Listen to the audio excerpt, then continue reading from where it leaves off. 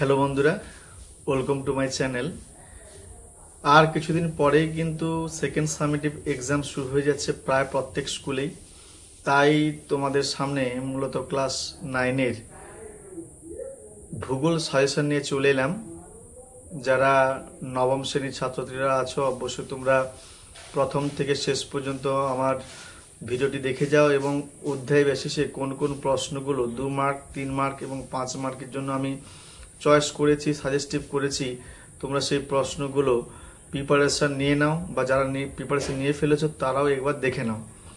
মূলত অক্ষাংশ ও দ্রাঘিমাংশ অর্থাৎ তোমাদের কোন স্থানের অবস্থান নির্ণয়, এই চ্যাপ্টারটা থেকে যে 2 মার্কের প্রশ্নগুলো করবে, জিএমটি কি, এম ও পিএম বলতে কি বোঝো, অক্ষাংশ কি, ভৌগোলিক জালক বলতে কি বোঝো, মহাবৃত্ত কাকে বলে, এই প্রশ্নগুলো করবে।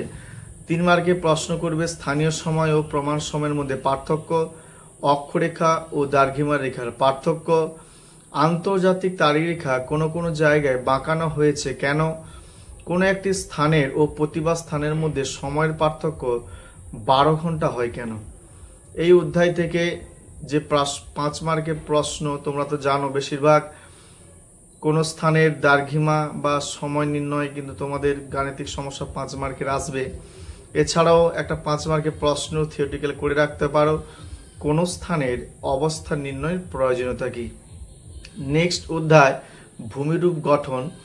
এই অধ্যায় থেকে তোমরা 3 মার্কে যে প্রশ্নগুলো করবে, বেনি অফ জোন কি, ডেকান ট্র্যাপ কি, পর্বত বেষ্টিত মালভূমি কি, পেডিম্যান কি, বাজাদা কি, মোনাডনক কি, বদ্বীপ সমভূমি বলতে কি বোঝো।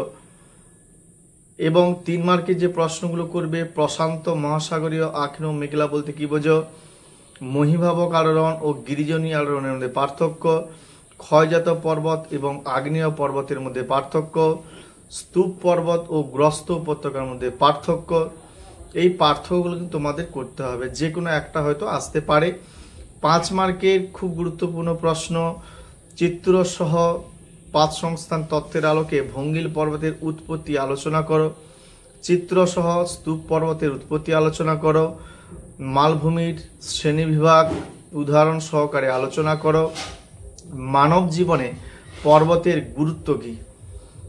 আবহবিকার অধ্যায় থেকে যে প্রশ্ন করবে 2 মার্কের, মূলত আবহবিকার কি, ক্ষয়ীভবন বলতে কি বোঝো, স্বল্পমোচন কি, জারণ কি, আর্দ্র বিশ্লেষণ কি, হিউমিফিকেশন কি, এলিভেশন ও এলিভেশন বলতে কি বোঝো, টেরারোসা কি। এই প্রশ্নগুলো করবে। 3 মার্কের করবে শিলায় মরচে পড়ে কেন, আবহবিকার ও ক্ষয়ীভবনের মধ্যে পার্থক্য কি। এছাড়াও মরু অঞ্চলে যান্ত্রিক আবহবিকার অধিক কার্যকর হয় কেন। এই প্রশ্নগুলো 3 মার্কে করলেই আশা করি কমন পেয়ে যাবে। 5 মার্কে প্রশ্ন করবে যান্ত্রিক আবহবিকার ও রাসায়নিক আবহবিকার, দুটোই করে রাখবে। এদের যে প্রক্রিয়াগুলো আছে যে কোনো একটা আসতে পারে। এর পাশাপাশি দ্বিতীয় প্রশ্ন, মৃত্তিকা ক্ষয়ের কারণ ও মৃত্তিকা সংরক্ষণের উপায়গুলি আলোচনা করো।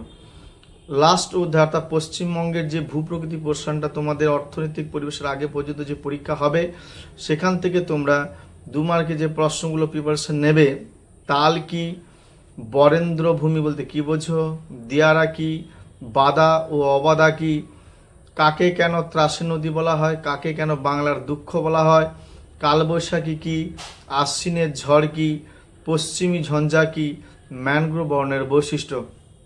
এবং 3 মার্কে যে প্রশ্নগুলো করবে, উত্তরবঙ্গের নদী ও দক্ষিণবঙ্গের নদীর মধ্যে পার্থক্য কি, ভৌমজলের অতিরিক্ত ব্যবহারের কুফল,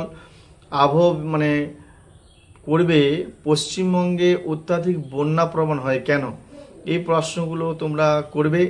5 মার্কে যে প্রশ্ন করবে, মূলত উত্তরের পার্বত্য অঞ্চলের ভূপ্রকৃতি সম্পর্কে আলোচনা করো, পশ্চিমবঙ্গের জলবায়ুর উপর মৌসুমী বায়ুর প্রভাব কি, পশ্চিমবঙ্গের জলবায়ুর বৈশিষ্ট্য কি। এই 3টা লং প্রশ্ন করলে আশা করি তোমরা কমন পেয়ে যাবে এবং তোমাদের পরীক্ষা ভালো হোক, এই আশা রাখছি।